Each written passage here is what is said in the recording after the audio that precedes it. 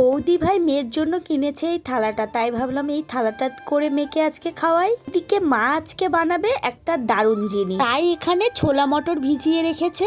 মা যেই রান্নাটা করবে সেটা কিন্তু কালী পুজোর রাতে খাওয়ার, কিন্তু মা যেহেতু উপোস ছিল তাই সেই দিন করা হয়নি। জানো তো এই রান্নায় রসুন পেঁয়াজ এইভাবে কাটতে হবে, পেঁয়াজগুলো একটু বড় বড় করে কাটতে হবে আর রসুনটার মুখের খোসাগুলো একটু ছাড়িয়ে নিতে হবে। চাল তোমাদের বাড়িতে যেটা থাকবে সেটা দিয়েই তোমরা করতে পারো।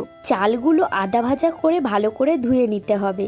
এইদিকে মেয়েকে খাওয়াবো চকোস, ওকে আজকেই প্রথমবার চকোস খাওয়াচ্ছি, ও না তেমন ভালো খায়নি। এই রান্নাটা একটা হাঁড়িতে করলেই বেশি ভালো স্বাদ হয়। হাঁড়িতে ভেজে রাখা চাল, পেঁয়াজ, রসুন আর সাথে আদা, জিরে, শুকনো লঙ্কা বাটা, লবণ, হলুদ, তেল আর ভিজিয়ে রাখা মটর আর ছোলা সবগুলো একসাথে দিয়ে ভালো করে মেখে নিতে হবে।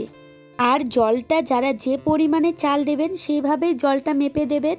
তারপর উনুনে বসিয়ে দিয়ে হালকা হালকা জালে করতে হবে।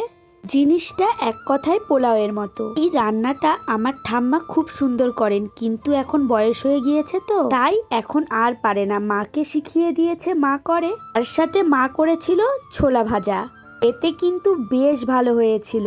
সাথে দিয়েছিল একটু আলু কুচি করে। ঠাম্মা এই রান্নাটা শিখেছে বাংলাদেশে, ঠাম্মার আগের বাড়ি ছিল বাংলাদেশে, সেখানে এই রান্নাটা শেখা। পোলাওটা মুরগির সাথে খেতেই বেশ ভালো লাগে, মুরগির সাথে খেলে ওই ঝাল মিষ্টি একটু ব্যাপারটা থাকে তাই ভালো লাগে। আর সাথে এই ছোলা ভাজাটা খেতেও বেশ ভালো হয়েছিল। আর আমার ভাই খাচ্ছে পোলাওয়ের সাথে মাটন, ও কিন্তু মাটন খেতে বেশ পছন্দ করে, তাই বললো পোলাওয়ের সাথে আমাকে মাটন দাও।